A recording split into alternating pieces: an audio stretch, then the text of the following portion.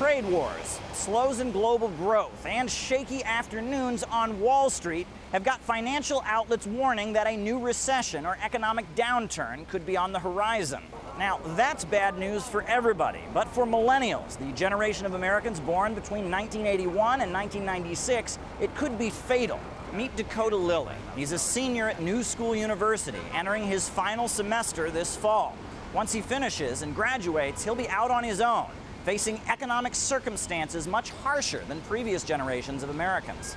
If you look at these problems, the fact that it's impacting almost every millennial, it's not just a question of some millennials, it's a countrywide and even continent-wide problem. The conditions that our parents and our grandparents had, where they had good paying jobs right out of high school, they didn't even need to go to college, you could go to trade school, whatever, and have no student debt and still be able to support a family. It's just not the case anymore. Educational debt is a problem for millions of young Americans. Adults ages 22 to 38 have double the amount of educational debt as Gen Xers, the previous generation that came before. This might be due to a 100% increase in the cost of college tuition, despite the job market benefits of having a degree going down significantly. Millennials also don't have much in terms of wealth and property. Net household worth is down 40% from the previous generation, and 66% have no retirement savings. Less than 37% own stocks. Furthermore, the median age of home buyers in the United States has actually risen to 46 because younger Americans simply aren't taking out the mortgages and making the down payments. People are working for wages, people are underemployed, people have bachelor's degrees and are working at McDonald's, putting weights on me before I even go out into the economy.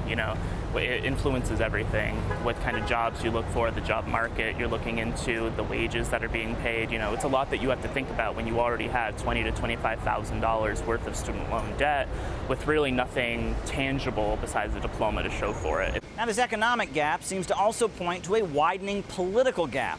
Younger Americans seem far more attracted to the left-wing figures like Bernie Sanders, and they pay a lot closer attention to issues like income inequality. If people aren't making enough money, if people feel like they're not being represented, if people can't get an education without spending enormous amounts of money, they're going to vote for, their interests, free public education, increased child care, more infrastructure spending that would create jobs, higher wages.